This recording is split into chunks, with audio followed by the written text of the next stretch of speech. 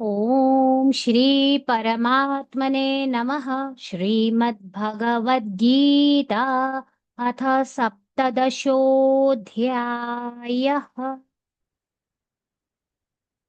अर्जुन उवाच ये शास्त्रविधिमुत्सृज्य यजन्ते श्रद्धयान्विताः तेषां निष्ठा तु का कृष्ण सत्त्वमाहोरजस्तमः।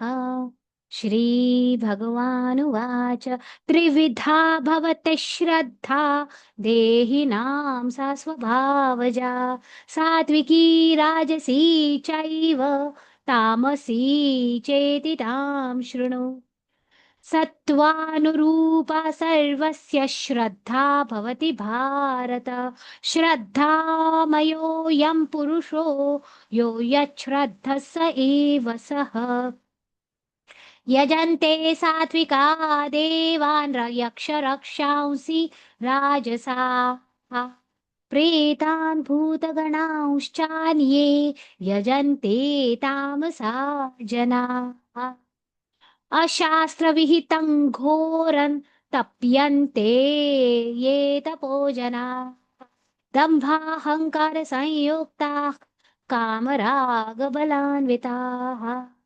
कर्षयन्तः शरीरस्थं भूतग्राममचेतसः मां चैवान्तः शरीरस्थं तान् विद्यासुरनिश्चयान् आहारस्त्वपि सर्वस्य त्रिविधो भवति प्रियः यज्ञस्तपस्तथा दानं तेषां भेदमिमं शृणु आयुः सत्त्वबलारोग्य सुखप्रीतिविवर्धनाः रस्या स्निग्धा स्थिरा हृद्या आहारा सात्विकप्रियाः कट्वं ललवणा अत्युष्ण तीक्ष्णरुक्षविदाहिनः आहारा राजसस्येष्टा दुःखशोकामयप्रदाः यातयामं गतरसं पूतिपर्युषितं च यत् उच्छिष्टमपि चामेध्यं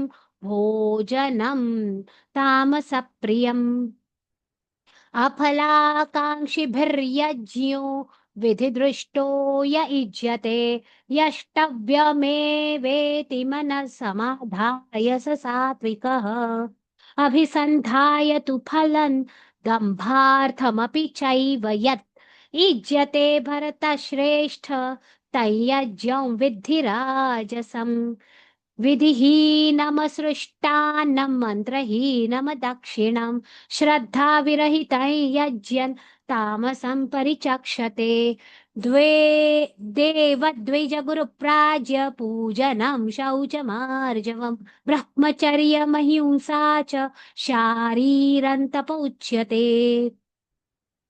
अनुद्वेगकरं वाक्यं सत्यं प्रियहितं च यत् स्वाध्यायाभ्यसनं चैव वाङ्मयं तप उच्यते मनः प्रसाद सौम्यत्वं मौनमात्मविनिग्रहः भावसंशुद्धिरित्येतत् तपो मानसमुच्यते श्रद्धया परया तप्तं तपस्तत्त्रिविधं नरैः अफलाकाङ्क्षिभिर्युक्तैः सात्विकं परिचक्षते सत्कारमानपूजार्थं तपोदम्भेन चैव यत् क्रियते तदिह प्रोक्तं राजसञ्चलमध्रुवम् मूढग्राहेणात्मनो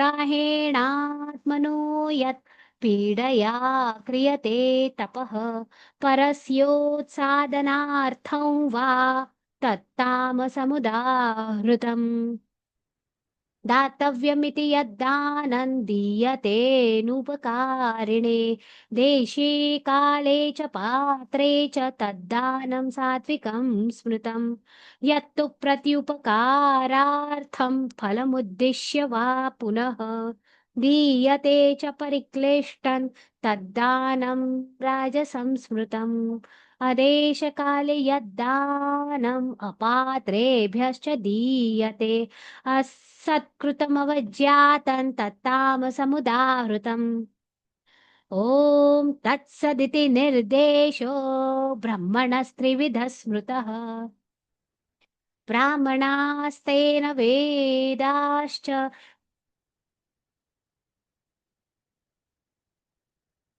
यज्ञ यज्ञाश्च विहित यज्ञाश्च विहिताः पुरा।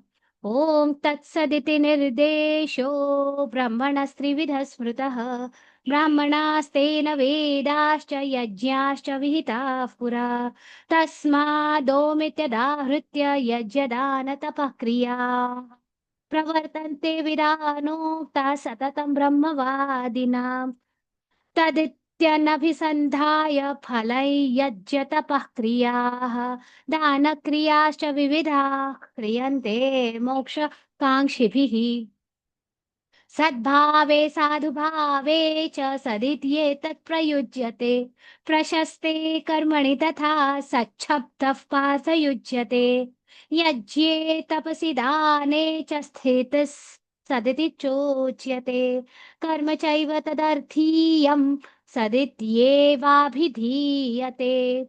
अश्रद्धया हुतं दत्तं तपस्तप्तं कृतं च यत् असदित्युच्यते पार्थ न च तत्प्रेत्य नो इह।